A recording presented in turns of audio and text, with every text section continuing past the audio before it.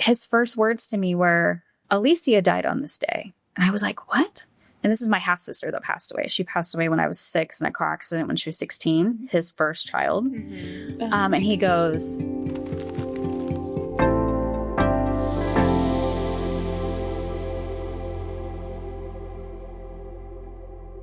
Hi guys, welcome back to the Just for Today podcast, where we dive deep into uncomfortable topics with zero filters. Today I have my friend Carina here with me. Carina, thank you so much for joining me today. Yeah, thanks for having me. Of course. Carina and I have actually been friends for quite some time. Our husbands were, before they were even our husbands, besties. So Eric and her husband Cole have known each other for quite some time.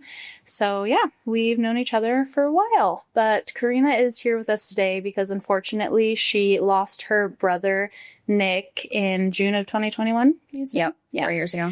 4 years ago. So we are here to talk about sibling loss. So first I want to ask you if you could tell us a little bit about your brother. What was he like? So he passed away when he was only 23.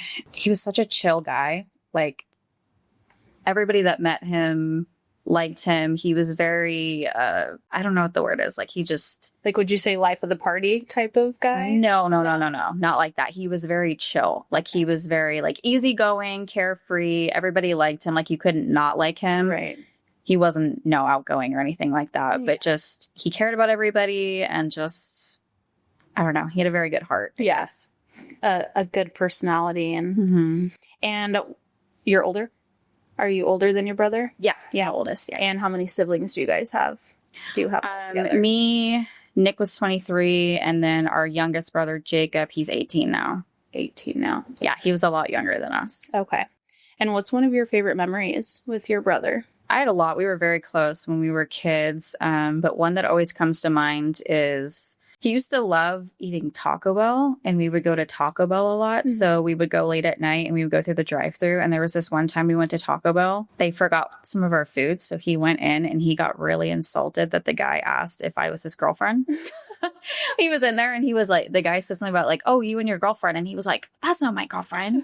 He was like, that's my sister. And he was just so disgusted by me. And then he came out and he was like, he thought you were my girlfriend. And I was like, ew. You're like, that's gross. So insulted. That's so funny. Yeah. So I feel like sibling loss is kind of just one of those things that people don't realize how affected siblings get, like, would you agree? I feel like always like, if someone dies, it's more about, oh my gosh, but how are their parents? Or exactly. If they have a spouse, how's the wife, the husband? And I know your brother was not married. No, he had a girlfriend, but exactly to your point, like, when he passed, obviously it was extremely hard on my parents. My mom especially, my dad, of course, too. My parents were separated. But something that I remember that is just not thought about, like with a sibling loss, is that a lot of people, even when they ask you, like after my brother passed, everybody would kind of like brush over that I lost my brother. And they would just ask me like, how's your mom doing? Mm-hmm. How's your mom doing? Which I totally understand. Like, losing a child is probably, I would say, it's got to be one of the worst griefs that you could ever go through. I could never imagine. But it was just crazy how people just kind of looked at me like I wasn't going through anything. And it was just dismissing your pain. Well, yeah, just overlooking that I lost my brother too. Yeah. Because I feel like it's almost like when you actually sit down and think about it. But I feel like because your mom lost a son, right? And then people go to you, like you're almost like the checkpoint of other family members. Like, people will go to you to be like, so how's this? Like, how's your mom doing? Like, almost like you're the one that has to take care of her. It's a funny grief because like not a lot of people go through it.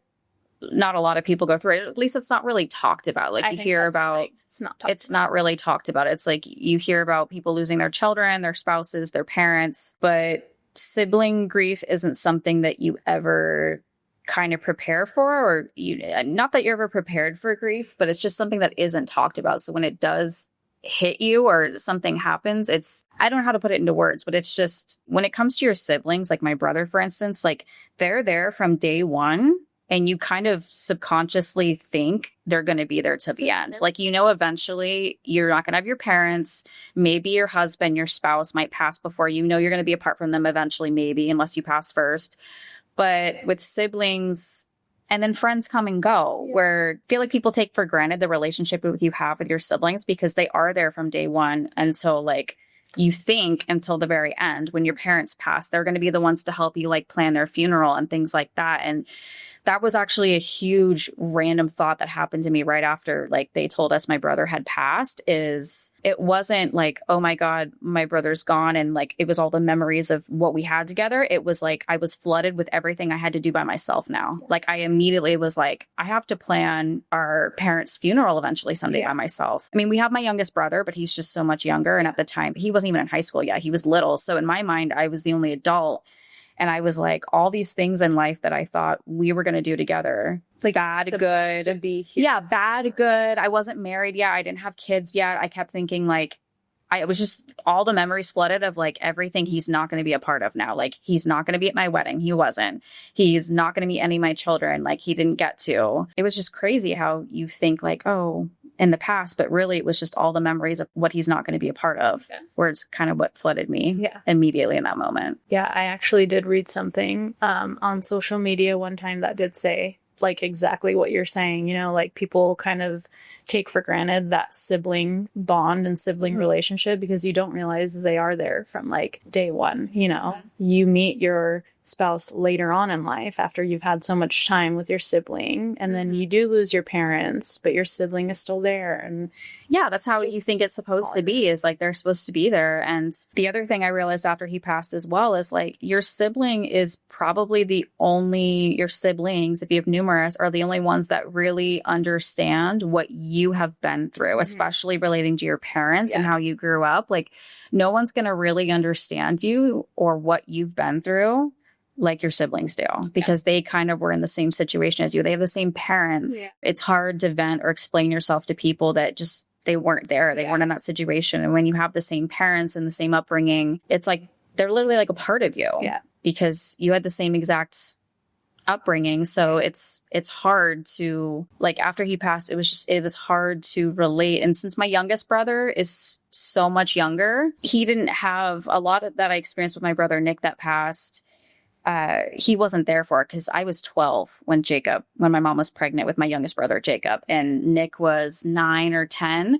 So we had like 10 years of memories together before my youngest brother came along. So just all of those memories we had growing up, it was, you know, pre my youngest brother being born. So sometimes it is hard to relate with my youngest brother on certain things because by the time, like I said, he's 18 years old right now, I'm 30, about to be 31. Yeah. So it's like a lot of his childhood almost is like, I mean, I love him to death. He's the sweetest kid ever. But like the bond I had with Nick, because he was only 3 years younger than me, it was like we went through everything. We went on family vacations. Like you think of your childhood and you think of your siblings being there. Right. Like I don't really think of a vacation, a trip to Disney, or anything you went on without my brother. Right. It's just weird. Yeah. It's weird to think about it all and not think of him being there with me. So thinking of the future especially is like, it's just weird. Yeah. It's so weird. Yeah. I can only imagine that. I mean, I have siblings too, but like we're not close in age. So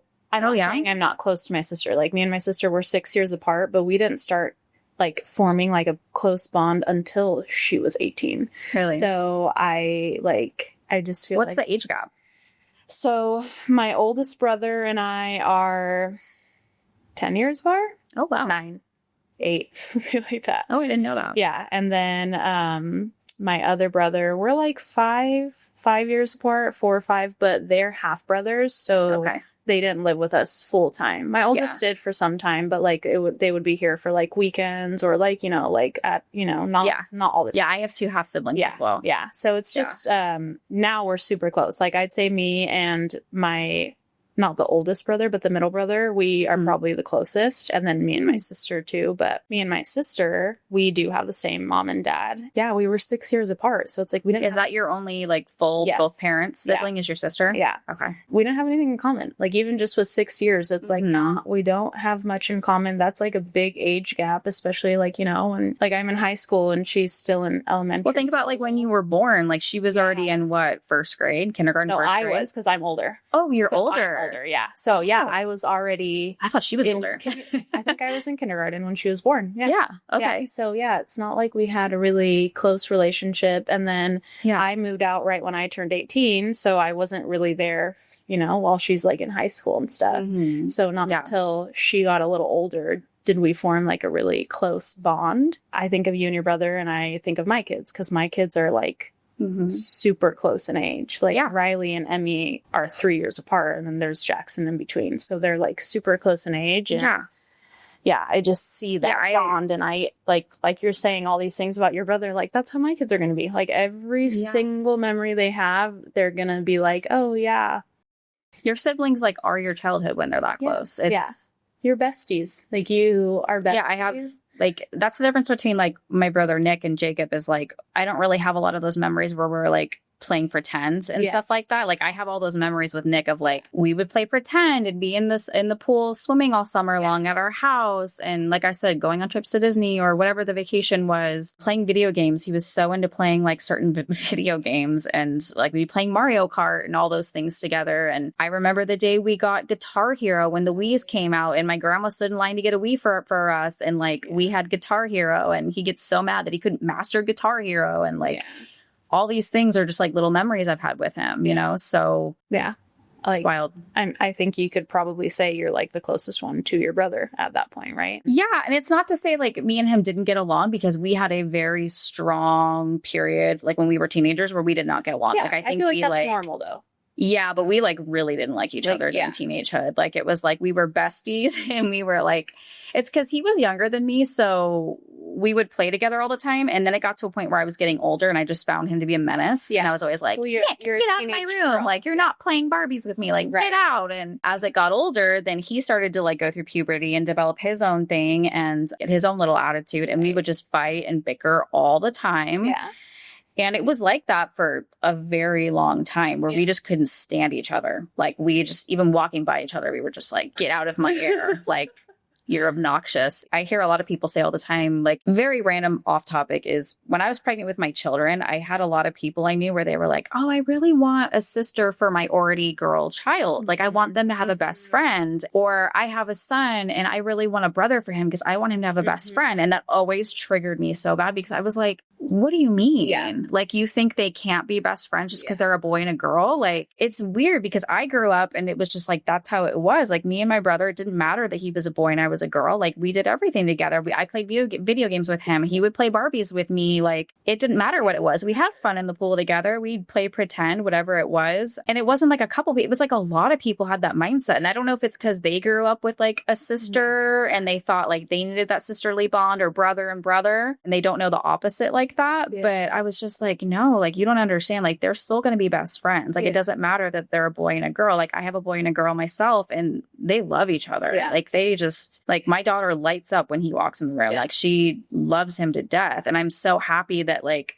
they have each other. How far apart in age are they? They're close. They are very close. They're 22 and a half months. So they're almost 2 years apart, which originally was not the plan. I wanted them to be kind of like 3 years apart, like me and my brother, but it worked out fine. Like so you're going to love it. Yeah. It's so cute. They love being together. Yeah. So that's my little blessing in disguise is that I get to now like watch my children grow up as brother, sister, siblings. And that's what I had growing up. So it's like very beautiful to watch. I love that. That's literally my favorite part of my life is watching my kids. And like, as they get older and like form these like personalities and they're still like besties, I'm like, this heals my heart. Like, it's cute. Yeah. It's so cute. Can you kind of walk us through your brother's passing and that day and kind of what happened with him? I guess I'll just start from where I was when I found out things. So what happened was I was at work all the way in Mesa and my family's from North Peoria. And I was working and my grandma calls me frantic and she says, Nick's missing. And I was like, what do you mean he's missing? She goes, Nick's missing. We don't know where he is.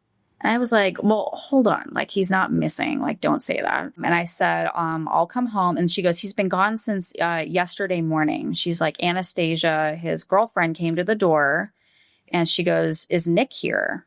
And my grandma's like, no, I thought he was with you. And she goes, no, I've been texting him since yesterday morning. Last I heard from him, he went on a hike yesterday morning and he hasn't written. This was like 1:00 in the afternoon the next day. So she's knocking on the door and my grandma's like, what do you mean? And that's when she calls me and says, he's missing. We don't know where he is. And I'm like, okay, I'm going to be right over there. So I leave and I'm driving to Peoria from Mesa.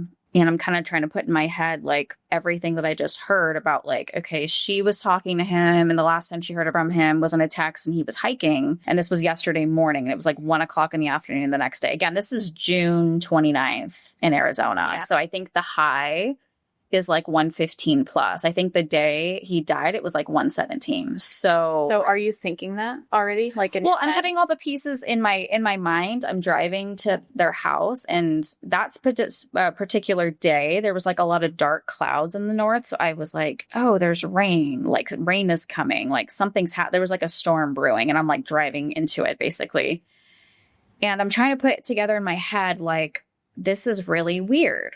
Where would he be, you know, if he's hiking? And I don't know. I just started to get very emotional driving when I was driving, because in my mind, for some reason, it was like, I don't know why, but I like knew he was already gone. Like, in my mind, even though I was like, he could be anywhere, in my mind, I was just sitting there going like, I don't know in what reality he could be okay. Because if he went out hiking yesterday at 9 a.m. in Arizona heat, where is he right now? Like, how is he okay? Yeah. You know?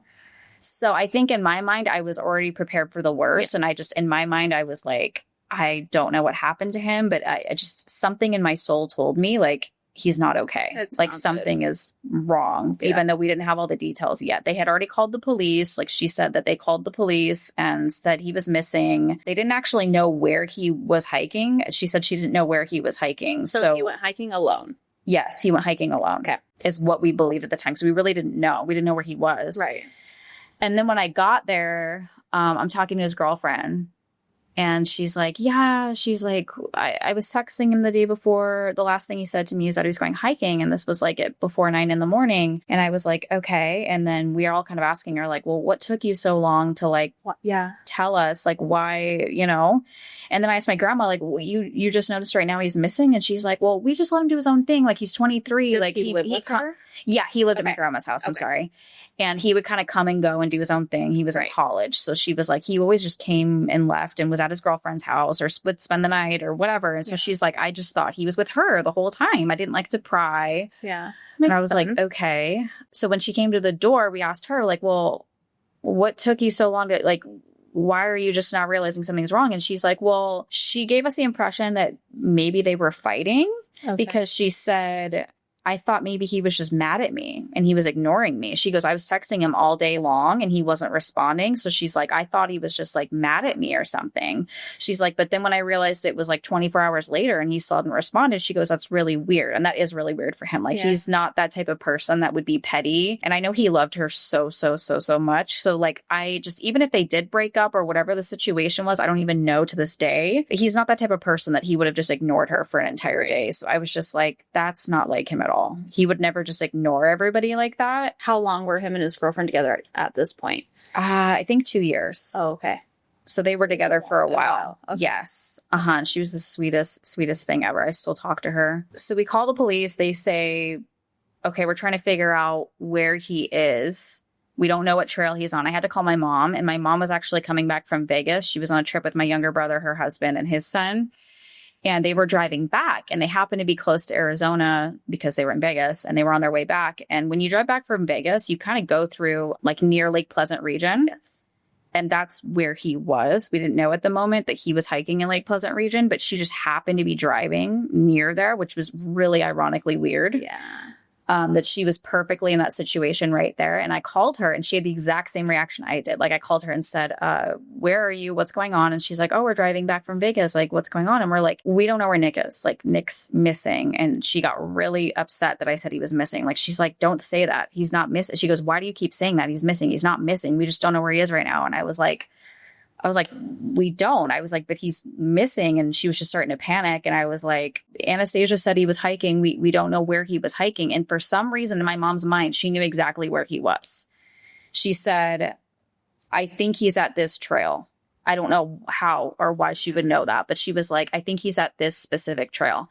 And we were like, okay. His girlfriend said was, all I know is he's in the Lake Pleasant region, but I don't know what trail he's on. So she was like, I know where he is. He's on this trail. She goes, this is a trail we did once, and it was a very long and intensive trail.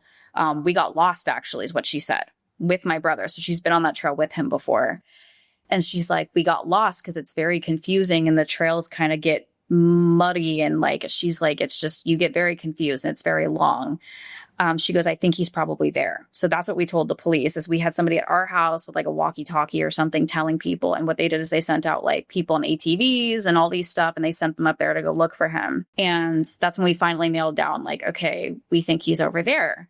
And then we got word back that once they went looking, it didn't take very long. They found his car in the parking lot. So that's exactly where he was, which was just so weird to me because I was like, how did my mom know that? Yeah. She knew that's where he was. Yeah. It's just that intuition, you know? Yeah. And she happened to be driving by too. So she was like, I'm going to go there. She was like, I'm going to go see if I can find him. She eventually pulled up to where the parking lot was and she saw everybody there. And then my dad called too, because I had to tell my dad, I was like, Nick's gone. We don't know where he is. Like he went hiking and we don't know where he is. And he's like, well, I'm going to go find him. And he's like in this rickety, like about to break down lemon car. And he's driving out towards Lake Pleasant. And he's like, I'm going to go find him. And I was like, Dad, you don't need to go find him. It's so freaking hot today. Like, and then ultimately like, my mom got there and she saw everybody there. She saw a helicopter. She got out. And she saw the helicopter kind of stop. And I think either it landed or something happened, but they were all there. And then she was like, I thought like, oh, good. They found him. Like everything's fine. She said like there was like a woman officer that approached her and said like, yeah, we found him. And like, he's deceased. So that's obviously they told her in that moment. And she was just kind of like, she was like, what do you mean? Like, I thought he'd be fine. Because she said the helicopter looked close to the parking lot. Like, she's like, it didn't look far out. Like, he was right there. So she thought like, oh, he's fine. Like, he's right there. Like, they found him or something. And they were like, no, he's gone. I don't know all the details they told her, but they were like, he's passed. And they told my mom that, and she was right there.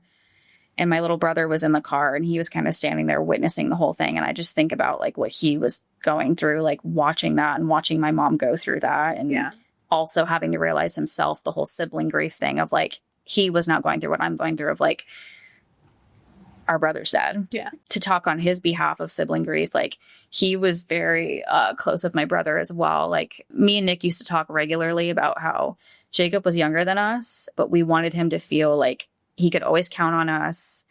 And it doesn't matter that we were a lot older than him. Like, we are always there for you and we're a family and anything you need, like, we're there for you. And we wanted to make time for each other. So weekly, my brother was very busy all the time. So weekly, he would make time to like go take him out to lunch or go do something specific with him. So he was always doing something with him, like weekly.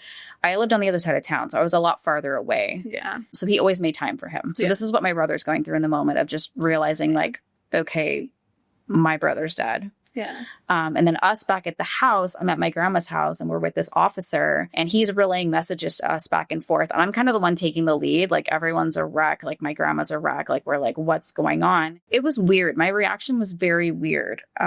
So he came to the door. He's like giving us updates about, okay, they found him. They found this and that. And then as soon as he came to the door and said like, I need to come inside, that's like when I knew. Yeah.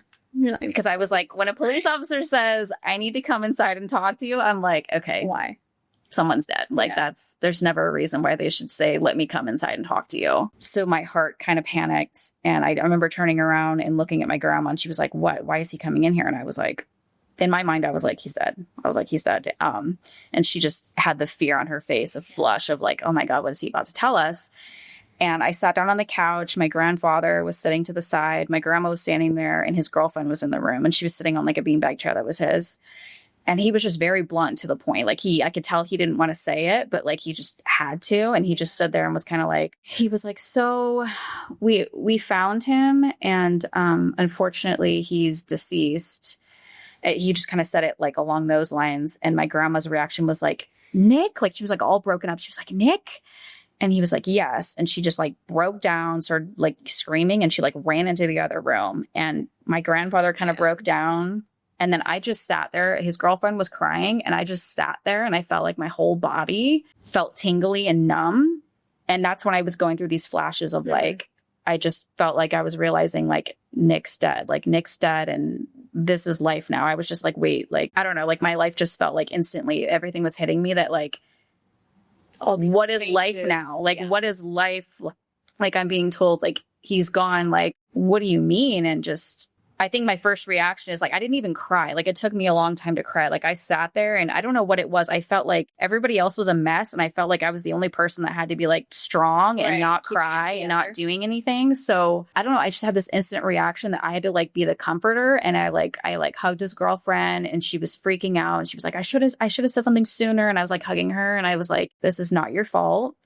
I was like, if I know Nick, like I know I do, I said, he would never want you to be blamed for this. Yeah. I said, he loved you, and we're not blaming you for this. Yeah. I said, it's not your fault. Like, he's the one that went out there and made that decision to be out there and go hiking in the heat. Like, it's not your fault. I think the one thing, like when he told us he passed, is I just immediately was kind of asking questions like, what happened? And he was kind of like, he's like, I don't know the details. They just told me that they found him. He has unfortunately passed away. And something that I found a little odd is that as soon as he walked in, they had this group of like 2 people that were there, and they had like little flyers. And I was like, what are these people doing? They walked in like immediately after he told us they passed. Mm-hmm. And then we're all sitting there like 30 seconds in of finding out he's passed. And they're like, so if you guys need any help, we're grief counselors. And, you know, if you need anybody to talk to, and I'm just sitting there like in shock. Get out of my house. Well, I'm like in shock, and I'm just like, okay, thanks. Like, get out. Like, yes, it was just, I understand they're there to help, but I was like, that was not the time. 30 seconds after you tell somebody that their loved one passed, I'm like, follow up with me a week later. Yeah. Follow up with me a month later and see how I'm doing. Like, that would have been way more effective than literally 30 seconds after him saying like your loved one's dead to be like, so here's some flyers. Yes, here's some resources you can look into. And I was just like, no. I was just like, I just was told he died. I don't want to look at this piece of paper. Yeah. Like, I don't want to talk to you, you know? That reminds me, random question. Was your brother a donor? Do you know? No. Okay. So if we had this conversation, I'm a donor. So and if you are a donor, what? I literally got a phone call, random ass phone call the next morning. Cause when I found out Eric died, it was Sunday evening. Yeah. The next morning, literally as soon as I open my eyes, I'm getting a phone call, and I answer it because it said something about death, right? Like so I was like, oh, it has to be Eric, something with Eric. And it's from the donor's office asking if they could have Eric's body, like to donate, or what, I don't even remember the word. Was he a donor, or they were just asking if you could vouch for him to be a donor? I think he was a donor. I don't think they would have been able to use him anyways because of because of the way he died of an overdose and stuff. But it wasn't like they didn't say yet that it was an overdose. Like that's how he died. So yeah, they called me and they're asking me like if they could have.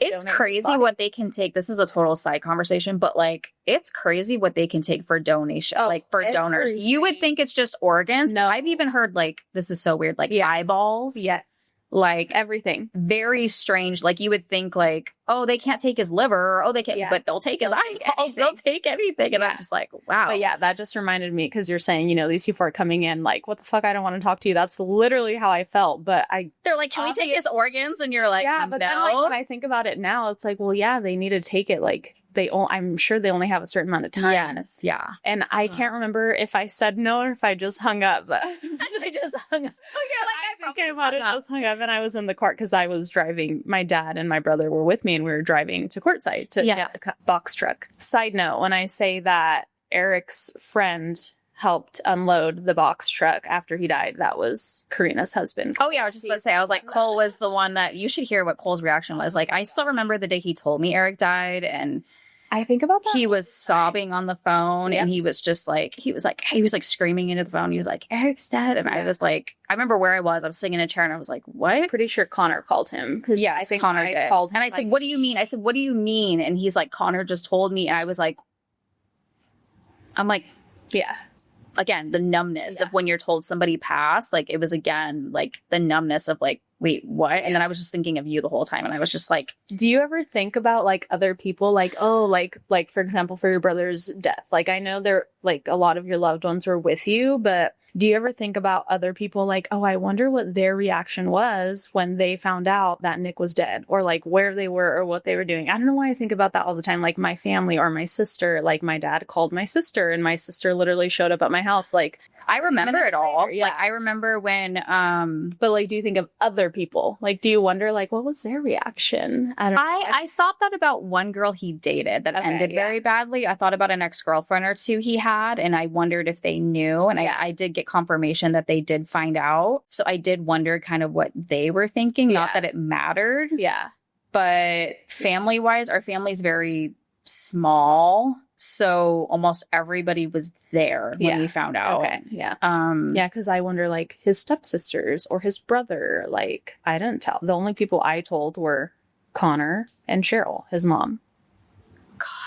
And my cousin Gladys. I felt like I had to tell Gladys because Gladys was obviously really close with Eric. Like, they were like besties. But everyone else, like, and I have a big family, and I know my dad, like, obviously called my sister and my brother because they were there. Like, they showed up immediately. And my entire family showed up like the next weekend when I came back from like viewing his body. Like, my entire family. And was your reaction like, oh, yay, families? Or were you like, this is too much? No. So I think it's different for everyone, right? But I've always had a really big family, and I feel like I'd be overwhelmed if my whole family was just like, oh, what can I do for you? Right, 20 people are asking that question. You're like, nothing. No, I didn't feel that way only because they weren't asking me. Oh, okay. Like, they were all there, and I knew they were there, but I didn't feel like I had to be there. So, like, I was I was literally They were there to help with your kids. Yeah. And I think just to show support, like, we are here for you if you need anything. But I was in bed the whole weekend. I mean, I would come down like every once in a while, and it's not like they would like swarm me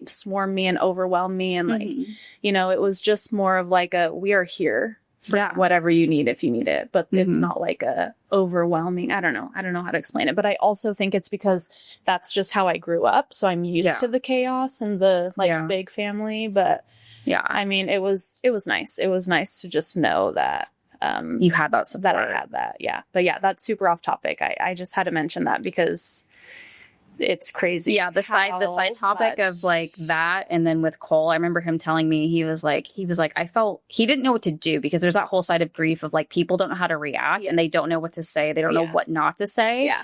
And I remember when Cole went to go pick up the box truck, he was just like, yeah, Adriana was there. And he's like, I didn't know what to say. He was like, I didn't know if I was supposed to hug her. I didn't know what I was supposed to say or say the wrong thing. He's like, I felt horrible. And he was just like, I didn't know what to say. I didn't want to seem like I was being rude. And then he was like, I had to drive the truck, you know? Yeah. He's like, we had to finish this freaking job that they were on. They were on a moving job. So they were just like, it's so crazy the shit that you have to do after. Yeah. He's like, I had to call the freaking customers and be like, yeah, a situation happened. Sorry. But like, yeah. Cause I remember she called me afterwards. Well, she didn't call me. She called Eric's phone and I answered. The customer. And she told me about like how Cole had talked to her. But again, she wasn't calling my phone. She was calling Eric's phone. I don't know. Wait, why would she call his phone if she knew he I don't know, had but died? I answered, and it's like she wasn't really surprised that I answered, so maybe she knew that I would have it. What did she say? She was just like, she was really sweet. She was like, I hope you're not like this is the last thing you have to worry about. And then she's like, did you guys have kids? She's like, oh my gosh, I'm so sorry. I'm praying for you. That like, is I just so weird. Yeah, it was. She called his phone and she knew he passed away. Yeah, it was after Cole talked to her, I think. That's crazy. It's like, how would she know you would pick up the phone? I don't know. I would never think if someone's dead to like call their phone. She was gonna like leave a voicemail, if anything, like, you know, to like, I don't know, but I feel like she just felt the need. Well, that's like if somebody decided to call my brother's phone and think his girlfriend's gonna pick up. Like, I would never think that. That's crazy. Or I don't know if she thought it was like, because it was, I don't know if she thought it was like a work line, you know, like someone's going to answer. I know, but it almost seems like she was trying to contact you. It was really interesting. But she was sweet. I think she was older too. I don't remember. I don't know. Maybe Cole would know. But yeah, it was interesting. Yeah. Oh my gosh. Sorry. Yeah, I know we're going off topic. But okay, so we're talking about my brother's passing. So then you feel like you're the one that has to comfort everyone, right? Like you. Yeah. So again, going back to like the whole sibling grief, and what you don't think about is my mom had just found out her son died. So I immediately felt like I needed to take on the responsibility of doing everything that I didn't want her to do. Right. Again, I also was the one that had to tell my dad. And what's crazy about my dad is he was driving up there to tell him to come back. I was like, just come back. Just come back to the house, come back to grandma's house. So he came. And he walked up and I didn't even have to tell him. Like, it was just basically like, he was like, what's going on? And he could tell I was like very visibly upset and I hadn't cried yet. And I didn't cry until I was hugging my dad. So basically all I did is he was just like, no. And I was just like, yeah. And like, I hugged him.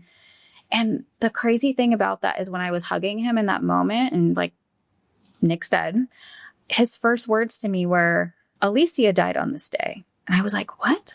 And this is my half sister that passed away. She passed away when I was 6 in a car accident when she was 16, his first child. Mm-hmm. And he goes, today's the 20-year anniversary of her death. He's like, she died June 29th, 2001. And it was June 29th, 2021. Oh my gosh. That's crazy. It is crazy. But then I was also like, wait a minute. I just told you he's dead. And that, like, I was just like, how did that even... Well, I'm sure he's already like thinking about. Yeah, he must have already been thinking about her all day, and then he was just immediately like, "Alicia died today," and I was like, "Wait, what?" And he was like, "Yeah, 20 years ago today." He's probably not even processing. Like, I can't even imagine losing one child and then losing another child, and then 20 years later, thinking you're probably somewhat okay, and then 20 years later, losing. He had 5 kids. He has 3 now. Yeah, like it's crazy to think like you would lose one child in your life and he lost 2. So back to the things that I try to do for my mom. So my mom is going through losing my brother. Of course, this is her first child she's losing. Not that that's normal, but like she'd never lost a child where my dad had. Not that it discredits his grief or anything like that. But so just hard conversations and things you have to do when somebody passes, like you don't think about is, again, I'm not really crying. I'm trying to keep everything together. This is days later. It's just trying to do those things that you don't want to do when somebody passes. Like I told my mom, I was like, don't worry about anything. I'm going to handle everything else. Like I planned his entire funeral. I got everything. I had to make those really hard calls to his school because he had just enrolled to ASU. And I had to call the admission center and tell them like, yeah, I don't really know how to say this other than like this student passed away. Yeah. I'm not sure because it's so abrupt to tell somebody, even though they're a stranger, it's always that awkwardness of like, hey, like this isn't going to be a regular conversation, but like this person passed away. Like, what do I do? Yeah. To like because, you know, he had admissions, he had like tuition he had to pay and all these things. So we didn't want, I mean, he's dead. What are they really going to do? But I was just like, I didn't want them to come after my mom and with letters and say he owed all this money as a reminder he's not here anymore. So they were just like, okay, well, we just need you to send over his death certificate when you get it. And I was kind of like, okay, I don't have that. Like he died like 2 days ago. Mm-hmm. And they're like, yeah, just whenever you have it, email it to this, you know, email. And I was like, okay. So I had to make those conversations of like contacting certain people to say like, hey, this person's no longer around. Like I had to call his job. Tell his job like he passed away. Just very abrupt, strange thing to tell somebody. Yeah. And how do you react to that? Like, They're so awkward. They're like awkward. They're like, hard. oh, Yeah. So I feel like that's I had to do horrible, quite you a few know? of those. Yeah. I planned his funeral. I wrote out things on Facebook to invite people. I like put pictures together. He worked at this restaurant for a very long time, and the chef there like saw him as a son. Like literally, he'd worked there for like over 10 years. So he was like, you can have it at my restaurant. He's like, you're having your funeral at my restaurant. He's like, I don't care. He's like, we're doing it at the restaurant. So we set everything up there. He's like, I'm catering the whole thing for free. He's like, we're going to do all his favorite foods. So it was like very random. It was like chicken quesadillas and like some pasta and like some other thing he liked. And it was all did not go together. But like he was like, this is all his favorite food. And like I didn't expect my mom or my dad or anybody to want to talk at his funeral. So I read his obituary. I read a whole thing. Yeah. And yeah, I was totally different outlook on funerals and all of that, because it's just crazy how fast they happen. Like how quickly after the person dies at a funeral. Yeah, they expect you to do all this and have this money, and you're like, I don't even know how to start. Like, what do you mean? Like, how am I supposed? And again, he wasn't in a casket or anything. We cremated him, but still, it was that process of like my mom, regardless of me being involved, like she still had to decide like those decisions for him, and like that's the last thing someone wants to do when take out an urn for him. Like, what the fuck? It was just very. Yeah, of course. Did you guys get to view his body or no? Did they ask you if you wanted to? I wasn't at the funeral home or whatever they call it. My mom got called by the funeral home, and they just said to pick up his stuff because he had a lot of stuff with him when he passed. But no, I never had asked my mom that until about 2 weeks ago, actually. I asked her because we were having this open conversation, and I don't like bringing it up because she's obviously still very emotional about it, but she was willingly talking about it. So I was like, you didn't see him, right? And she was like, no, you told me you didn't finish my reading, but I had a reading done. And in my reading, he mentioned that he made sure that we weren't going to see his body because he was like, you're welcome, is like literally her words. Like, wow. You wouldn't want to see it is what he was saying. And I was just like, oh, awesome. Do you think you would, like, if you had the chance, if they asked you, would you have said yes? No, you don't. No. Okay. No, I don't even like open casket funerals. Like, I don't like the concept of seeing dead bodies, especially somebody you love, because then that's what's ingrained as your last memory of them, I feel like. Because for me, I want to remember him alive and happy and who he was. And I don't want that image of him dead, especially if he looked horrible. Yeah. And even if he looked fine, I still don't think I would have wanted to see him. Yeah. Like, yes, it makes it feel more real, but it's like, I know it's real. I know he's not here. I don't need to see his dead body to know it. Like, I don't know.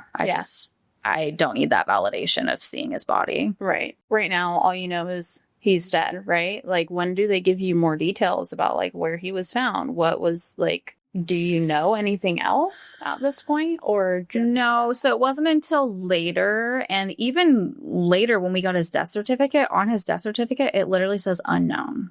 Like, it says cause of death unknown. Yeah. Because you said he was, like, literally right by the parking lot, right? That's where they found him? He was like a quarter of a mile from the parking lot. So, yeah, he was essentially hiking. He had his Camelback on. He had his Yeti with him. So he had water, but he didn't have enough because I think he may have went out way too far and then decided by the time she said he went out in the morning at like 9 a.m, which is still way too late in Arizona at like 100. It's probably 110 by that point, which is crazy to some people watching this. Like, what? Yeah, 9 a.m? Yeah. I tell some people, I'm like, yeah, it's like 105 and it's 10:30 at night. And they're like, what? I was just, the other day, it was so funny. I had to go pick up my parents from the airport, and their flight was this is totally off topic, like 6 a.m. We had to go pick them up, and all my kids are awake. So Emmy, Jax, Riley want to go with me. So I'm like, okay, let's go. Jax and Riley are obsessed with having the window down.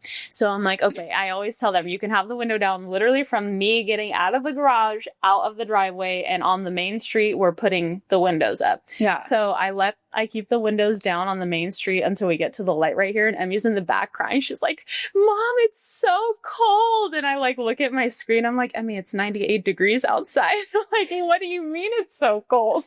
She's like saying it's so cold. It doesn't, yeah, because the window is like down and the air is hitting her. She's like, I'm so cold. I'm like, this is like sauna, like heat. Like, it's like, I'm surprised you didn't say it's burning me. But yeah, totally off topic. Yeah, people underestimate the heat in Arizona. Yeah. So it's just tense.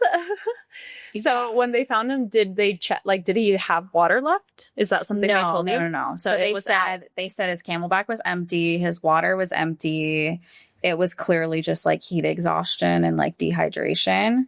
They did say that it seemed like he was on his way back since he was so close. So he knew and he turned around, but just like, again, the high that day was like 117. That's basically what it was. They couldn't really, like, I guess the coroner or whoever like writes out the death certificate, they didn't even put down like heat exhaustion or dehydration. They literally just put unknown. Can they not like tell by doing an autopsy? Did he have an autopsy? I believe so, yeah, because they checked his whole body. My mom said the coroner called her and told her, like, yeah, there was no snake bites. There was no, like, he wasn't attacked by anything. So can they not tell that it's from heat? That's what the assumption was. Okay. But it was just weird that they didn't fill out the death certificate as, like, that's weird. Dehydration or heat exhaustion. They just literally put unknown. And then the other weird thing is, on a death certificate, they put the place of death. Yes. And the place of death for him were literally just coordinates on a map. Yeah. Is that how it normally is? Was that how it was for Eric or no? Eric's death certificate. Did it say like the place he died or did it have coordinates? No, it had the place he died. Okay. Yeah. Because for my brother, he was in the middle of the desert. Maybe. Yeah. Because there was no physical place. So they just put coordinates of where he had died. And I thought that was so strange. I was like, so odd. So I didn't realize they needed the place on a death certificate. Yeah. Like it would say like hospital if you died at a hospital or died in the home or something. I hate that. Strange. I know. I hate. Yeah. It's so strange. It's so weird. Were they able to even tell you like how long they think he was deceased before they found him? Did they tell you that? Because I know like they told me that with Eric. I wasn't really a part of those conversations, but we knew they did tell us that they thought he had passed the day before because they found him at like 2:00 in the afternoon. And then no one went hiking. Well, I guess he wasn't like, okay, so what he was up in again. It sounds so stupid, but like nobody was hiking that day. Well, yeah. And of course he was. So there was nobody around. The other thought that people have is like, well, why didn't he call anybody? He just happened to be in a place with no cell phone service. So no cell phone service. There was nobody hiking that day. He was purely by himself. He was just in this like perfect storm of chaos of like, he was not going to get help. And that was the thing that like me and my mom alive for a very long time is we were like, how long was he waiting? Yeah. How long was he waiting for help? Was he trying to call people? Was he hoping somebody was going to find him? Like that was the part that really ate us alive for a very long time. And like, as you know, like I had a reading about a month ago now. What is it? Yeah. The date, the 8th, the 9th today? Today is the 7th. Okay. So a month tomorrow, I had a reading done. And the validation I got was he did not suffer. Like she said that he confirmed and spoke that like he just felt very woozy. He was starting to get very dizzy. He said the heat overwhelmed him and he just like instantly passed out and he just like went to heaven immediately. Like no pain was. No. And she's like, and I wouldn't sugarcoat that to you. She goes, I've done many readings where she's like, I just did one for a mom where the guy like was hiking a mountain and he like fell and broke his leg open and splinted his leg and was like struggling and then he died. She goes, I wouldn't have sugarcoated that for you. She's like, if I really thought he was suffering, I would tell you that. She's like, but what he's telling me is like, he just felt very overwhelmed and dizzy and nauseous and he just instantly passed out and he went to heaven. Yeah. Which was like everything I needed to hear and my mom needed to hear, regardless of what people think, if like they believe it or not. Like it gives us the validation that like he was not laying there and like suffering. Yeah. Who cares? And again, what if it other really people believe, if it helps you, it helps you. Well, I'm saying it does make sense though too, because like if it was heat exhaustion or dehydration, he wouldn't have been laying there forever. Right. It was so, to her point of like it overwhelmed him so bad that it just took him out because it was so hot and the dehydration. So that's the closure like we really needed, is because we just had that constant what if of like, well, what if we would have found him? What if his girlfriend would have told us a day earlier? We could have probably saved him. And she validated for us like, no, like he passed instantly. So even if you guys would have found out an hour later, like he would have already been gone. Yeah. Yeah. It wouldn't have changed anything. Yeah. Yeah. What do you say? Like, have you ever gotten any of those comments of like, you know, you tell people how your brother passed away and they're kind of like, well, it's his fault. It's like, why are you hiking in June in Arizona? Like, have you ever gotten No, but I mean, I've had that thought where like we're totally in the boat of like, when people die, everyone tries to put blame on something or someone as to why they passed. Yeah. And it's just easier to from the moment he passed, we knew we were like, it's his own fault. Yeah. Like he went out hiking. So it's not like, nobody's been that rude to bluntly say like, well, why did he do that? Like, that's stupid. Like, we understand it's stupid. Like we told him numerous times. My mom told him numerous times. She's like, stop hiking in the heat. Like, it's too hot. Like, he was very independent. He wanted to do his own thing. Something I've been saying since the day he passed is like, you don't really know your limit in life with certain things until it defeats you. Like you always think you're capable of a little bit more, pushing yourself a little bit harder. Like we live in a society where I think everybody thinks like, you need to just keep pushing yourself, push yourself, push yourself. And people don't realize that we're not invincible and you are going to have a limit at some point, no matter what you're doing. So I feel like he had that mindset of like, I've done this so many times. It's never like people will say like, oh, I've done it a million times. It's never happened to me. Well, it only takes one time that it could overcome you. And so that's what happened with him is he just had this mindset that I do this all the time and I've always been fine. Okay. I've always been fine. And my mom and we told him all the time, we're like, don't be hiking in the heat. Don't go hiking alone. Like, don't do this stuff. And we don't really know the reason why he went out that day, if he was fighting with his girlfriend or what, and he just wanted to get away. Like he just did it on a whim. And like, you know, So do you ever feel anger towards him? Anger? Yeah. Like mad at him? Like, why would you do that? Like, have you ever experienced that? Not, I wouldn't say like anger, but like, yeah, thoughts went through our head immediately. Like, why would you do that? Like, why did you do that? Like, it's always the what if situation of like, if only he would have went to a trail closer where he had cell phone service. If he would have went to a trail down the street, there's plenty of hiking trails like Thunderbird Mountain, all these things that were nearby my grandma's house. Like, if he would have went to a trail that had people on it, you know, there's always going to be people hiking, but he went to something super remote and didn't realize there wasn't cell phone service. Like just those constant what ifs of like, he could have been fine. And then again, right after we found his body, when my mom was there, it started raining. Yeah. And I don't know if anybody remembers this, but in Arizona in the year 2021, we got a lot of rain. And it was like the day my brother passed, it rained for like 2 months straight that summer. It just rained. He was a big nature guy. He was always out in nature. And that was a whole nother what if, as my mom was like, oh, rain is coming. Like, he's going to be fine. Like, it's going to cool everything off. And it was like, why didn't the what ifs of like, why didn't it rain the day before? Or why didn't it rain earlier in the day? And maybe he wouldn't have went out if it was raining. Yeah. So there was just so many things, of course. And I feel like that's like so normal. Want to find a reason as to why this happened. Yeah, the blame like, is what I'm saying. Like people are like, what was it? And what can we, you know, blame, or who should we blame? And like at first my parents wanted to almost insinuate blaming the girlfriend, but I literally told them both very sternly, like we're very upfront in my family, like we don't beat behind the bush. Yeah. And I was just like, there's nothing we could have done. If she would have told us sooner, and I had to make it very point blank that I was like, if I know Nick like I know him, he would be very angry to hear us saying that it's her fault. He'd be like, he would be so angry to be like, don't you dare blame her. It's not her fault. I could hear him now being like, I was the idiot. Like I did it. Yeah. And to the point of the lady I got a reading from, she's like, she could tell, she's like, he was not a boring guy in life and he wasn't going to pass in a boring way. Yeah. Like he was going to pass in a way doing something he loved. So that made sense to me. I was just like, well, yeah. Yeah, I feel like, obviously, I've never lost a child, but I can only imagine, like, being a parent, like, you can't believe it. So, yeah, you kind of want to be like, well, if this didn't happen, or if this didn't happen, it just makes, not ease the pain, it doesn't ease the pain, but maybe it makes you feel better in some sort of way. I don't know. I feel like I did that a lot, too, when, like, Eric died.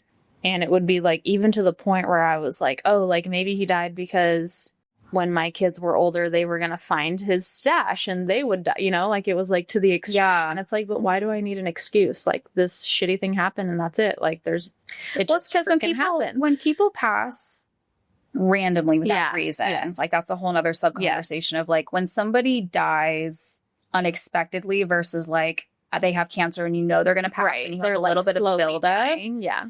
Your immediate thought is why? Yeah. Like when you're told the person passes away, my brother was 23. It's like, why? Yeah. He was 23. He was a great person. He was amazing. Yeah. Like, why did this happen? And your mind is constantly trying to figure out, like, it seems super cliche, but people are like, why do the good die young? Like, why are the best people in life dying younger? And why does it seem like shitty people live forever?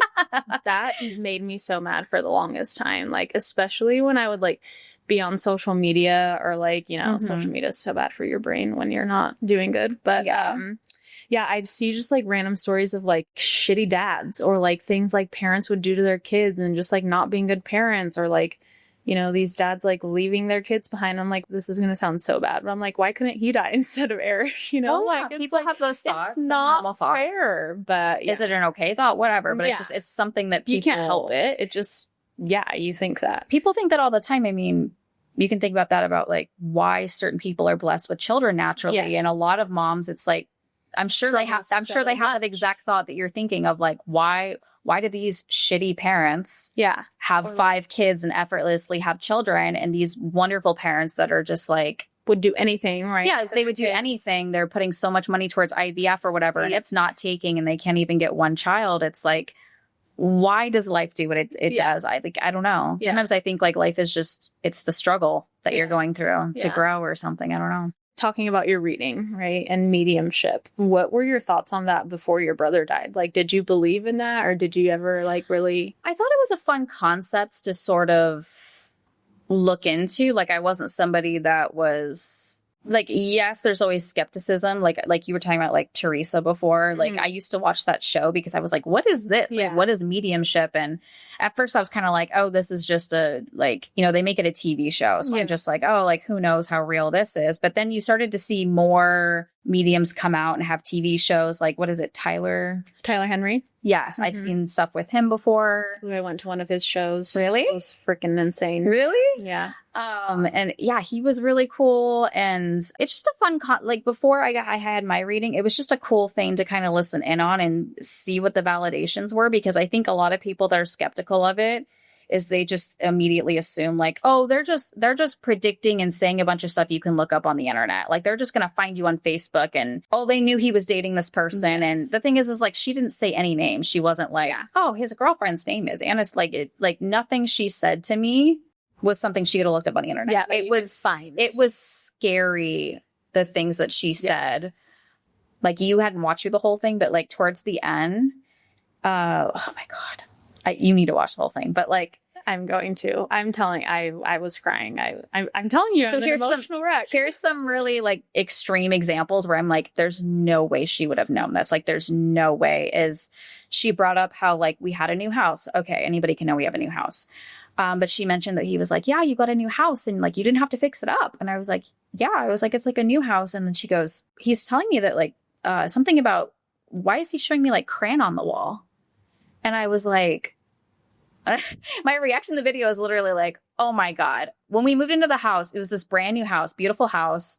But we did notice that they had kids and there was a lot of crayon on the wall in the house. And that was the only thing we really had to fix or clean, is there was crayon on the wall. And I had to get one of those like Mr. Clean magic erasers and like wipe crayon off the wall. And then she goes, yeah, he's telling me that there's like crayon on the wall and you guys had to in all these things. And I was just like, how does she know that? Yeah. How does she know there's crayon on the wall in my house? Yeah. Like, she even mentioned something about, he was talking about my kids, and he was saying that your son is held a potty train. And I was like, yes, he's like literally yesterday, the day before, he's pooping all over the freaking house. Yeah. And she's just go, yeah, he's telling me right now that like you're having a lot of trouble potty training. And he's like, nothing I can do, sister. Like, it's just like, he's just like, and she was giving all these validations that like, he's there. He sees all of that. He sees that you're struggling with your son. He sees the crayon on the wall. Like, God, you've got to watch the whole thing. It's just wild, the things that she brought up. I love her. So I had a reading with her too, because you recommended her. Yes. And she's in Gilbert. She is. I had an in-person one at her house. Yeah, I had a video. And man, yeah, her reading was the craziest one. Just like the shit she was saying. And it's just so specific where you're like, lady. Yes. And I remember after that one, I told a lot of like our friends and family, and there were, I'm not going to say names, but there were quite a few skeptics. And they're like, well, yeah, you're like on social media. Like, obviously, like they know. And I'm like, okay, first of all, that's what I'm saying. I know I'm on social media, but at that point, I had not shared that he died of an overdose. So nobody knew. Like, you couldn't Google that. Yeah. You could not find that. Yeah, she predicted how he died. Yeah, she told me exactly where he was, exactly like everything and how he died and all this stuff. And then, she just told me like the craziest things. And it's so funny because like their personality really comes through. Yeah.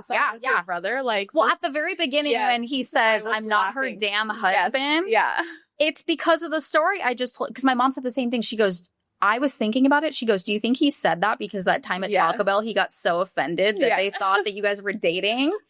And I was like, funny. I was like, maybe. I was like, that's why he said right away when she's like, oh, I think it's the brother, the uncle, the husband. And then she goes, he's just saying right now, I'm not her damn husband. Yeah. It's so, I love it. I love her because she really, like it almost does feel like you're talking to them. Like at least that's how I felt like I was talking to Eric. There were so many validations. Like I wore his shirts and I said before the thing, I was like, if this is really you, I need you to point out that I'm wearing your shirt. And she did. And he literally, she immediately said that he said, why are you stealing my clothes? And I go, I'm not stealing his clothes. And then she goes, what's with the shirt? And then she goes, he's saying right now, what's with the shirt? Oh. And I was like, I'm wearing his shirt right now.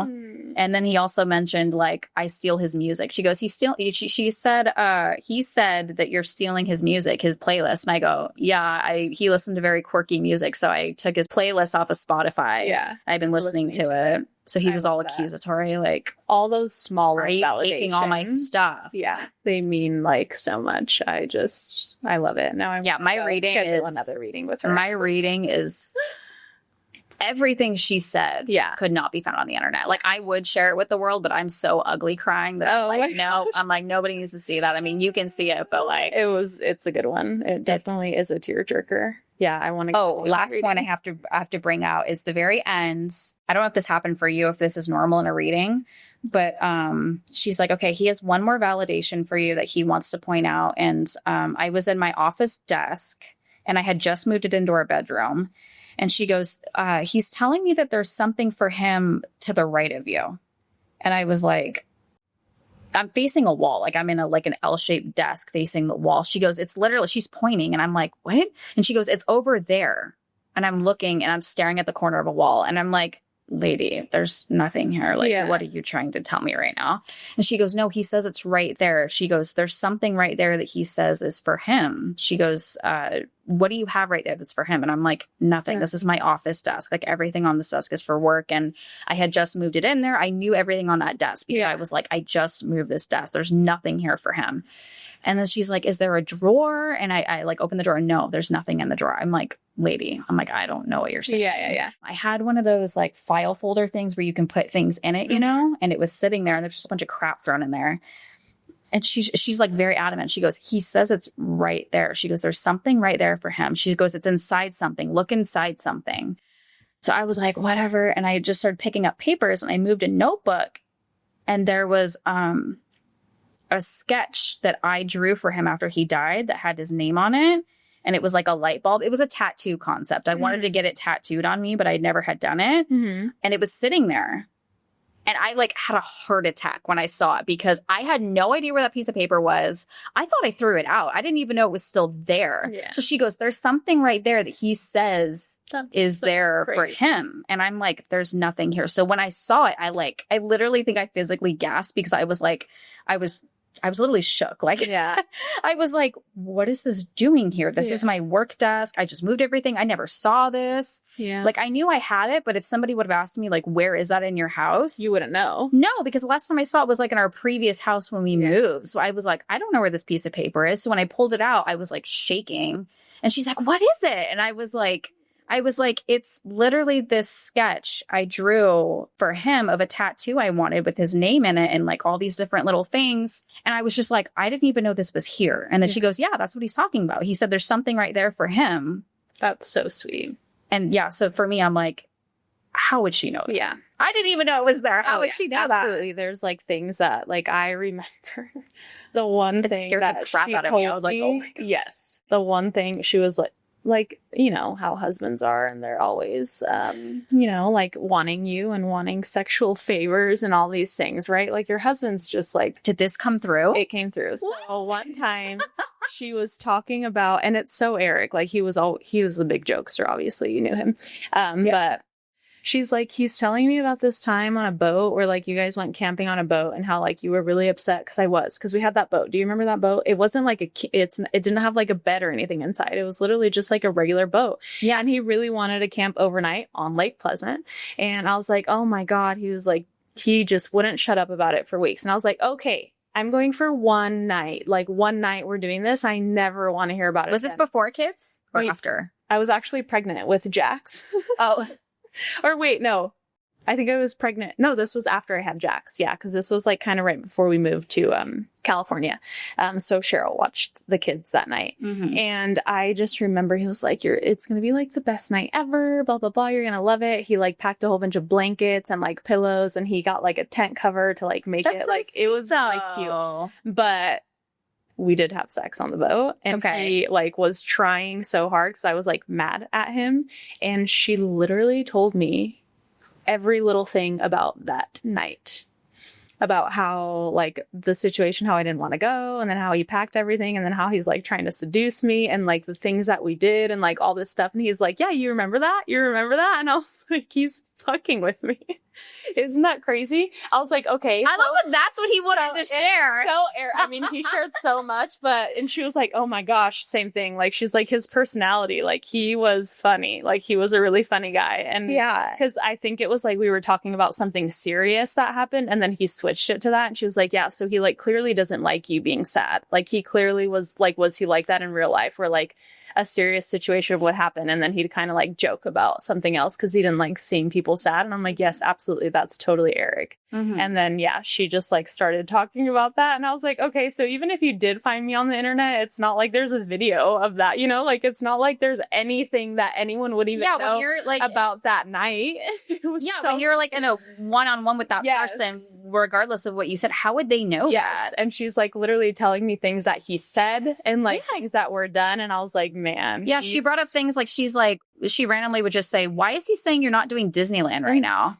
And I'm like, we just talked about last week that we said we want to go to Disneyland, but we want to wait till the kids are a little bit older. So we're not doing it right now. Yeah. So her exact words were, why is he saying you're not going to Disneyland right now? What's that about? And then it's so funny because I had that same exact thing in my reading. He asked me, why is he saying you're not going to Disneyland? It's so funny. And it's because I have season passes, and I was like literally debating that week whether I'm renewing or not. Yeah, that's funny. That the same thing that your brother's saying. Yeah. But yeah, those are the things where I'm like, I'd never talked to anybody online about Disneyland. It was a private conversation. Yeah. How would she know we were talking about Disneyland? Yeah. I'm not even one of those people that talk about that I love going to Disneyland. Like you could never guess that I like going to Disneyland. Some people are like very, their whole personality is Mickey Mouse. Yes. Their car is just stashed with stickers and you would never peg me as a Disneyland person usually. Yeah, I know we kind of talked about this a little bit on and off while we were texting too, but like I said, I just, obviously to each their own. If you don't believe it, then you don't believe it. That's fine. But sometimes I'm like, how can you not believe it? Like, how could you not? Like, you obviously haven't had that experience. Well, that's the thing too, is people will really start to like judge you and say like, aren't you a Christian? Yes. Aren't you a Christian? It's like, are you? Because you're not acting like one, judging me for it. Well, this is a whole nother conversation. But to me, it's just, they'll say like, oh, in the Bible, it says you're not supposed to do this and that. And I say, well, in the Bible, it says you're not supposed to get divorced. You're not supposed to lie. You're not supposed to do X, Y, and Z. Technically in the Bible, you're not supposed to get tattoos. You're not supposed to pierce your body. You're not supposed to do anything. So if you're sitting here judging me for like seeing you're not supposed medium, to judge. Yeah, and you're not supposed to judge. And sin is unweighted. People forget this. Like in the Bible, it does say that sin is sin, like, which people will find controversial, but like it does say that in Jesus's eyes, like sin is sin, whether it's a white lie or whether it's murder. And I know in the human eye, like people are like, oh, a white lie is not the same thing as murder. Of course it's not, like in the human eye, but like in the eyes of God, if we're going to talk about the Bible, it literally says like word for word, like, if you sin, it's sin. It's not weighted higher. Like, oh, I saw a medium is way worse than Then I pierced my body, or I got a tattoo, or I got divorced. And that's the biggest one that when people say stuff to me like, oh, well, mediumship's bad. And I'm like, I'm not going to name names, but like one person who I know doesn't believe in mediumship and wants to judge about it, like they're on like their fourth marriage. And you're like, okay, who are you to tell me? Yeah. And they're like, aren't you a Christian? And I'm like, aren't you? Like, you're on your fourth. Yeah. So why is my partner right now? Yeah. So it just, I don't know. At the end of the day, and the thing about Farrah is, I truly believe like she's just some sort of like angel sent from God, because she talks about Jesus. She talks about, it's not some weird demented thing. Yeah, like she'll tell you, like she talks about heaven. She believes in heaven. She believes in Jesus. She claims she talks to Jesus, all these things, which I know some people would be like, oh, that's a weird concept. Well, I'm sure your pastor thinks they can talk to God. I'm sure there's other people in your life that why couldn't you talk to God, you know? Yeah. So it's like, if you, I don't know, as a Christian, I just believe that we don't have all the answers. Yes. Like, people think everything's black and white. Like, this is the way it is and this is the way it's not. And I think realistically, like, there's no way we have all the answers. Like, yes, we have the Bible, but I take everything in life with a grain of salt. Yep. And anything that's positive is positive, and anything that's negative, I kind of take it with a grain of salt. Like, I don't know, because to me, it's like, we don't know. We don't know. I don't believe Farrah's a bad person. I really do feel like she's some sort of angel from God. And But I had that reading with Amy. I don't know if you listened to that episode on my podcast. She a medium? Yes. I didn't listen to the whole thing, but listen to it. That one's, well, actually, she didn't really, like, I didn't put most of my reading that she did for me on there. But she even mentions, she's like, yeah, like, I get comments all the time, like, you're the devil, like this, and that. And she's like, and like, I can back it all up. Like, I can back everything up. And she was like, once people like, she's like, my response to them is like, well, once you want to have like a mature conversation, like, I'm here and we can talk about it. And she's like, 99% of the people will come back and have that conversation with her, and they'll be the ones ending up apologizing. Like, oh my gosh, like, I'm so sorry. Like, I was a piece of shit, basically. So it's like, I think it's just kind of like some people are closed-minded, or some people believe what they believe, but it still doesn't give you the right to judge or like treat someone a different way because they don't have the same beliefs as you. That's what pisses me off. That's what makes me mad. Is like, well, you're wrong and I'm right. It's like, why can't we just both be right? Like, you do what you want to do and let me talk to my mediums. Let me talk to my mediums. Let me channel my. Let me do whatever helps me, right? How has your grief shifted or changed in the past couple of years, or few years, I should say? My it's been grief, 40 years. or how has it affected me? Like, how has it shifted? Have you noticed like like a change, or do you even feel like sometimes almost like you're not allowed to grieve anymore because it's been so long? Do you ever get that feeling? No, I mean, I guess the way it's sort of shifted over the years is I've noticed, like, right when he died, it was obviously like a numbing feeling for a very long time, and you just didn't really know how to like go day to day. Yeah.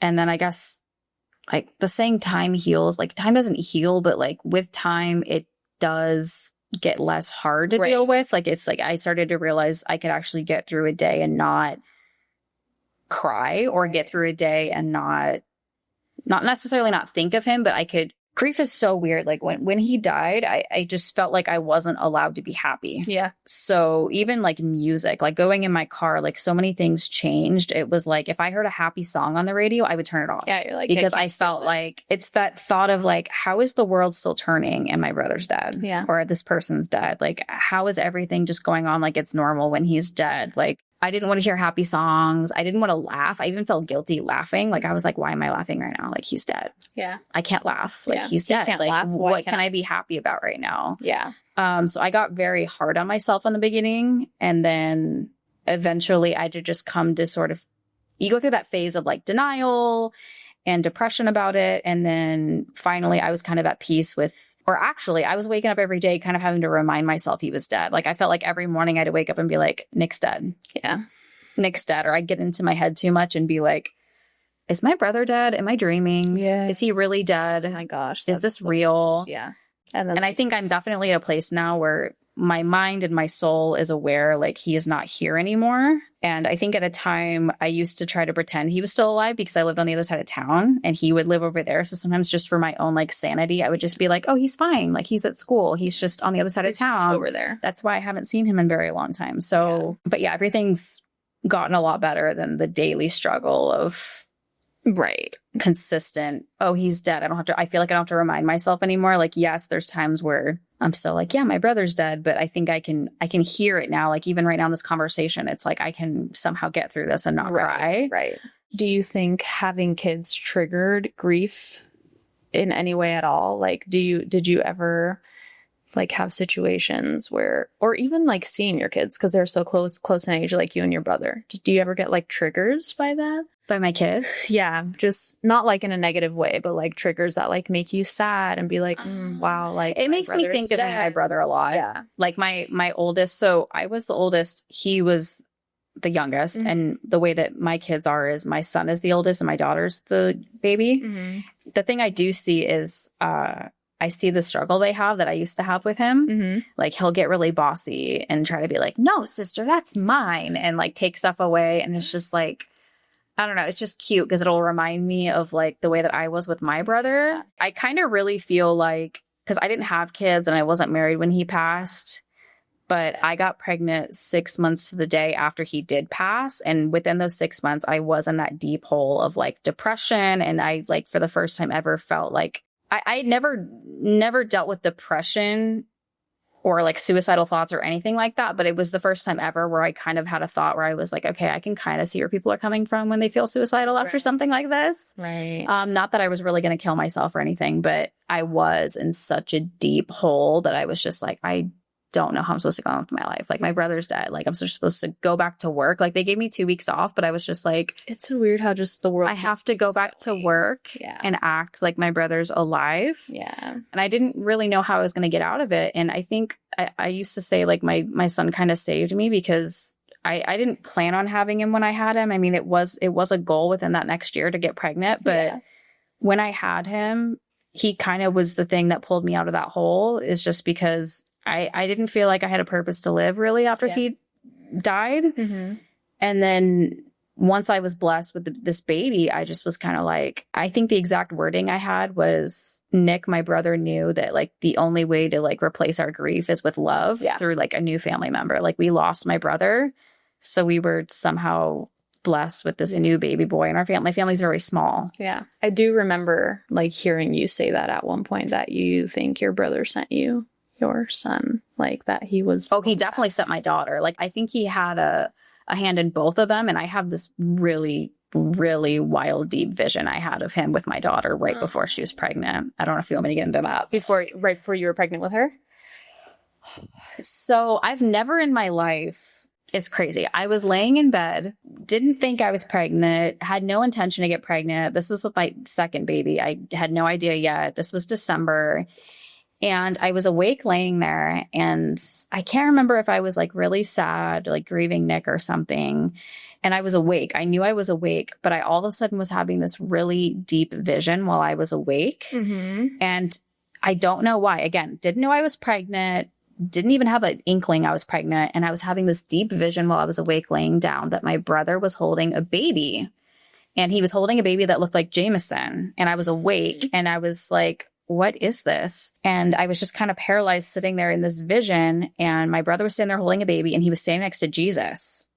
Wow. So it was like Jesus and my brother, and they were not in the room. They were just, I was having this vision, I don't know where. Yeah. And he was holding this baby. He was smiling, and he handed the baby to Jesus while I was having this vision.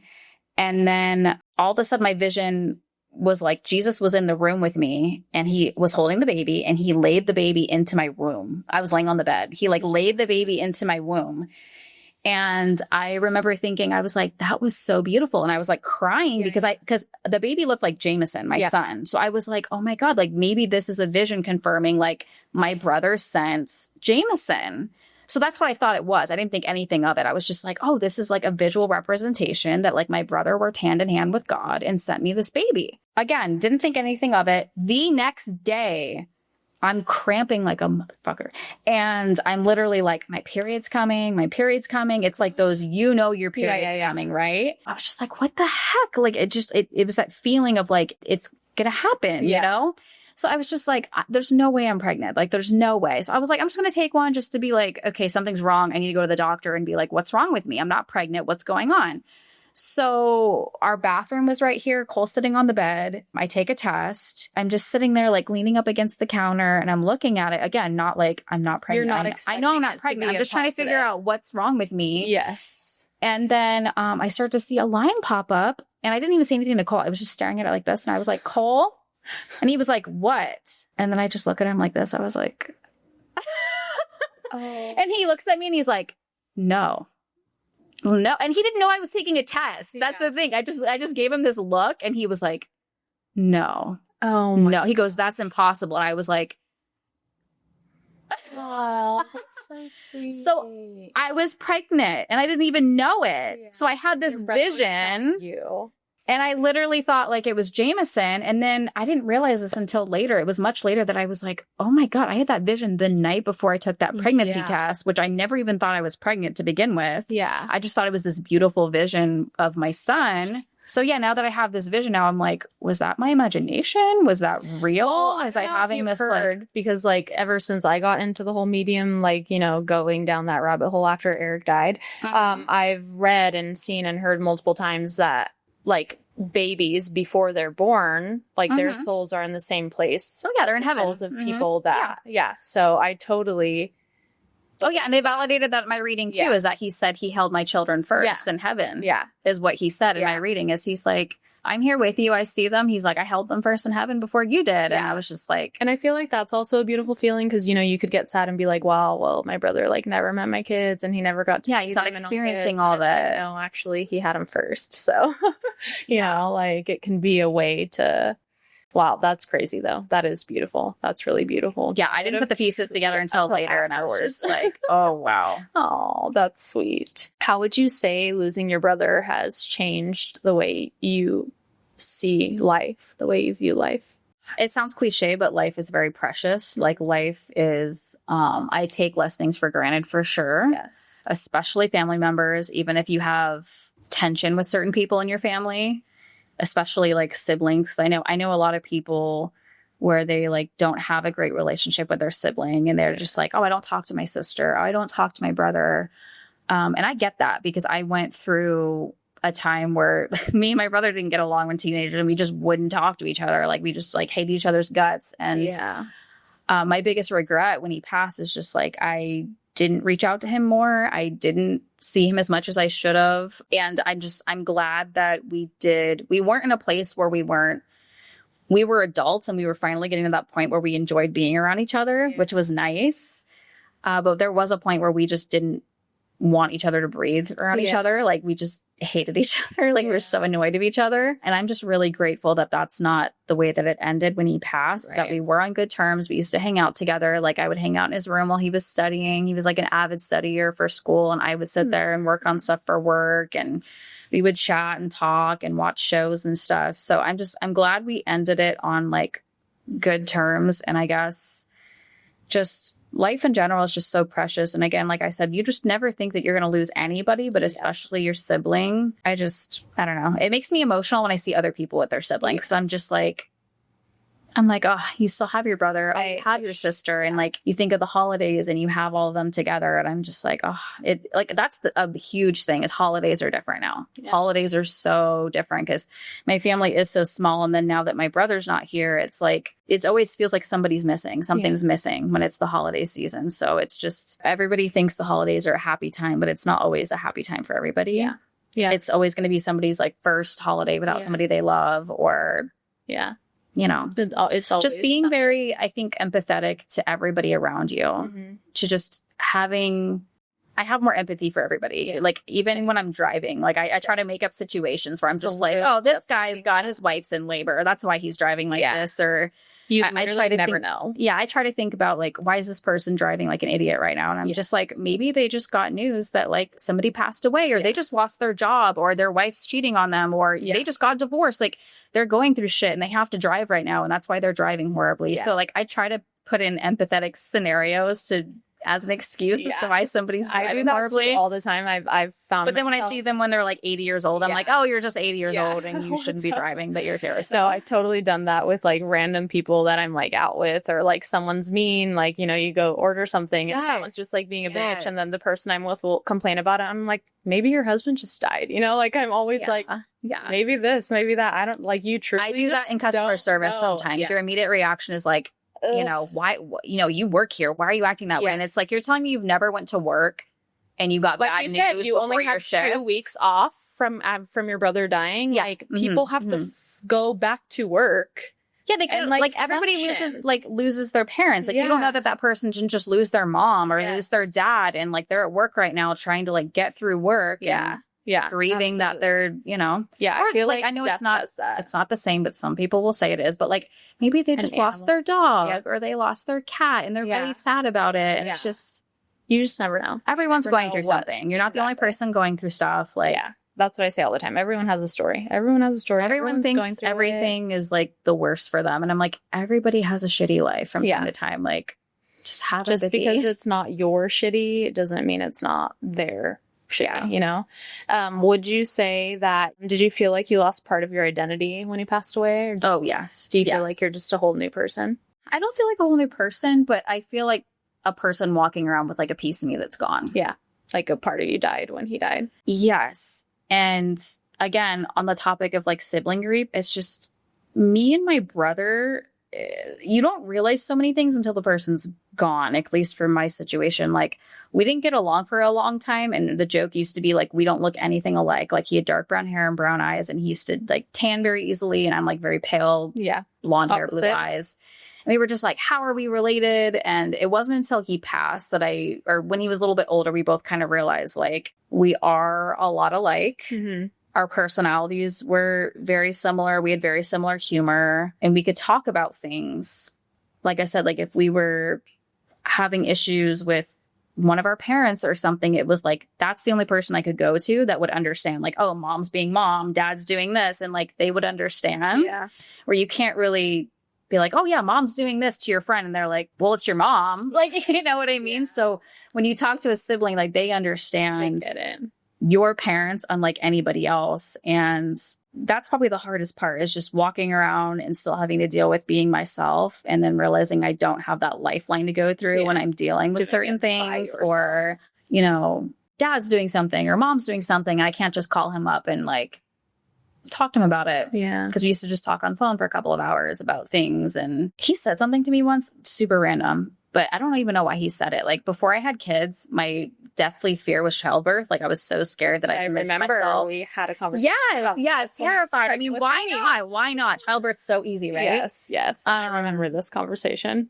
And I was like venting to him once about how I was like so scared about it. I was so surprised that he said this to me, but he was just like, if you don't want to have kids, he's like, you don't have to have kids. And it was just weird for him to give me advice like that, because it was just weird coming out of his mouth. And he was just like, don't let anybody pressure you into having kids if you don't want to have kids. And I was just like, okay. And I knew I wanted kids, but I was just so scared of the what ifs of like pregnancy and childbirth. And I have like really bad anxiety. So I was just like, the unknown is what scares me in life. It's always unknown situations I've never been in that scared me the most. Yeah, absolutely. So the unknown of never being pregnant scared me. Yeah. I'm like, I don't know what to expect, okay? Right. It scares me. Yeah. But yeah, that's funny. I do remember that conversation. I was pregnant with Emmy. We talked about it when I remember that. We sat on the couch and I was like asking all these questions. I love, before I had a kid, I was always like, so how is it? Is it terrible? Like, is it the worst thing ever? And they're like, yeah, it's pretty bad, but you know, it's worth it. Sugarcoat it.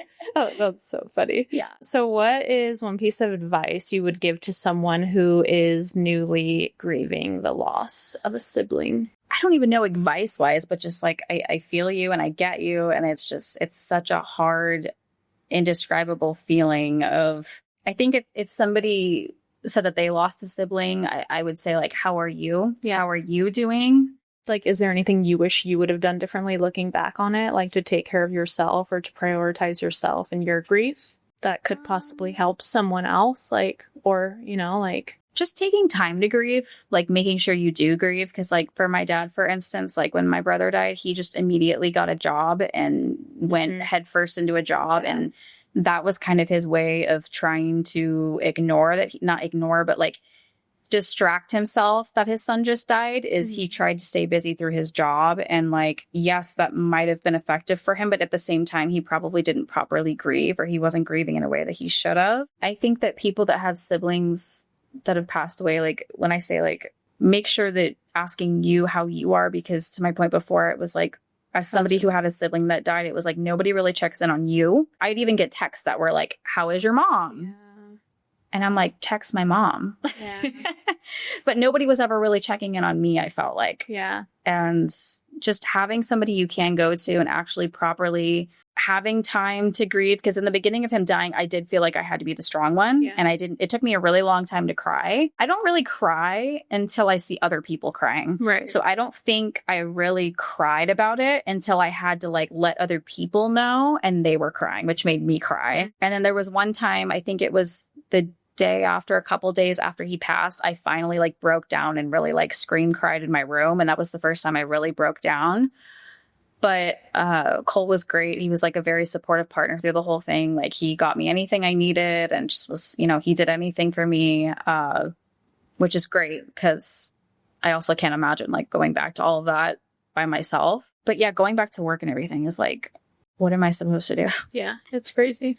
I have to go back to life, basically. It's so crazy. I think about that all the time. Like, I didn't have a job when Eric died. I was a stay-at-home mom. I remember thinking, like, how do the people that have jobs who lose someone so close to them go back to work? Because, like, I didn't even get out of bed for, like, 6 months. You know? Like, how... I think about that all the time with, like, people who lose children. Yes. Like, how do you just... I don't understand. How do you just go on? Yeah. How are you supposed to go back to work? What are you supposed to do? How are you supposed to be normal? You know, but at the end of the day, it's like, what else can you do? It's like that thing where people are like, oh my God, you're so strong. It's like, am I strong though? Because I'm literally just surviving. Like what? I literally was like, because I'm breathing. To do? Because I'm breathing. Like I'm strong. Why am I strong? Because I have 3 kids that are killed. I'm sorry. I don't want to be morbid. Me, like just thinking that. I was like, because I haven't killed myself yet, I'm strong. Because I haven't killed myself. So if I did, I'm not feeding strong. My children. I don't know. Yeah. Yeah, it's crazy. So last question. I want to know if, you know, to keep Nick's memory alive, what is one thing you want everyone to know about him? Like, what was your favorite, this is probably a hard question, favorite thing about him that you just wish could live on forever and ever? His humor was my favorite. And I was going to bring that up previously, like right before you asked this question, is that we have like very dark humor. And that's what I miss the most about him, is that I don't feel like anybody has that type of humor. That's why I said we were similar, because we would always just have these like snarky jokes and comments, and like we had a lot of like dark humor jokes. Yeah. And it's like, I don't really have anybody else in my life that has humor like that. Yeah. So, well, you can ex me. I'm like, I love dark humor.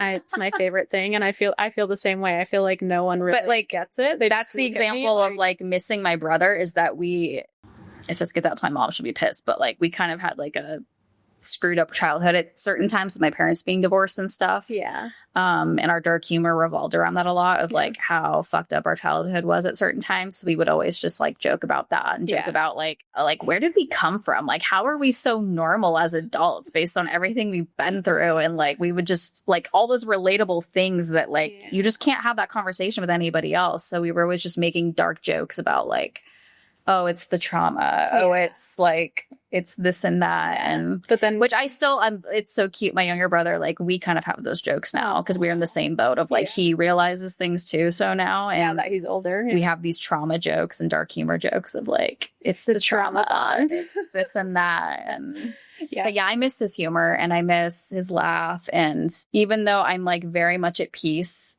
that like, I really believe that he's in heaven. He's with me. I believe he sees everything, especially validated from that reading. Like, I'm so glad I had that reading, even though it was so expensive. I'm worth it. It was so worth it. Like, I got the validations I needed, regardless if anybody believes it's true or not. Like, I feel better day to day now. Like, it was weird. After it was over, I felt weird. I felt naked. I felt like he could see me. Like, I literally was like, oh my, like, I was like, you're here right now? Like, this is so strange. Like, you could see everything. Like, you're seeing everything. Like, what's going on? Like, what do you mean? Like, so strange. Like, now I have all these thoughts where I'm like, you could see this. Like, you're going, like, you know, and just, I'm at peace with it. I mean, but regardless of, I know he's okay. And I know he's still with me. I miss the things that I can't experience, which is like his voice and his laugh and his jokes. Like, I miss that the most. Yeah. I feel like I feel the same way about Eric too. Like, it's the laugh and the jokes and the just hearing their voice. Yeah. And the bright personality of like, you know, as soon as they walk in the room, it's just, I don't know. Yeah. It's hard thinking that you can see that again. Yeah. Is there anything else you want people to know, like about sibling loss or anything like that? It's just not talked about enough. It's something that, I mean, losing somebody, especially a family member, whether it's a kid or a parent or your spouse, like, no one ever expects it. But like we said before, like, nobody talks about it. And I feel like people that do experience like a sibling that has passed away, like, there's not enough talk about it. There's not enough. I mean, I know there's resources, but I just feel like people need to be acknowledged more. Yeah.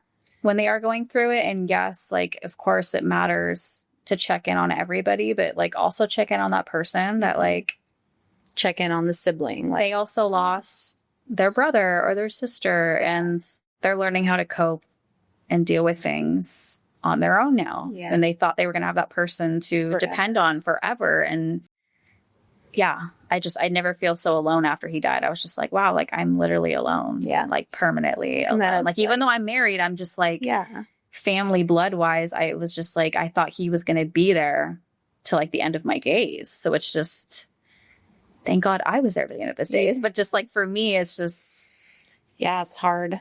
Yeah. Yeah. Don't take, if your sibling is not dead, which we would hope. Yeah. Just don't take them for granted. Like, even if you have bad blood or you have a beef between them, like, don't take it seriously, because life is so precious. Like, every day you find out, like, people die in very mysterious ways, randomly, and it's unexpectedly, and it's hard. Yeah. Yeah. Have empathy. Yeah, absolutely. But yeah, I'm glad you came on here with me to talk about this, because I absolutely agree. Sibling loss is not talked about enough. And I think it's also because people are afraid of the reaction they'll get if, they grieve their sibling. People have a weird interpretation, like, well, at least it wasn't, like, I feel like they wouldn't say it out loud, but I feel like people think like, oh, it's not as bad because it's not your child, or it's not your spouse, or it's not your parent. It could have been worse. Yeah. But it's like, no, that's like, no one's ever said that to me, but that's the vibe I get when they're like, no, yeah, I totally, I feel like I read on their face, they're like, oh, it's just your brother. Yes. And I'm like, just my brother. Yeah, but like, he's literally been there my whole life, and he's like my best friend. So yeah. Literally just my best friend. Yeah. So just lost my best friend through blood. No big deal. We shared a womb. Right. That's it. Okay. That was all the questions I had on my handy dandy phone. Is there anything else you want to like talk about or go over before we end it? I do want to have you on for another one about like spouse addiction and stuff, but yeah. Okay. So no, nothing else you can think of? No, I'm good. Okay. All right. Well, thank you, Carina, for coming and hanging out with us and sharing your story with everyone. And I hope this helps one or multiple of you guys that have lost a sibling, because I mean, I haven't, but I can only imagine how hard that is. Yeah. If you want to continue being a part of these conversations, don't forget to like, subscribe, share, do all the things. And don't forget, just for today, keep going.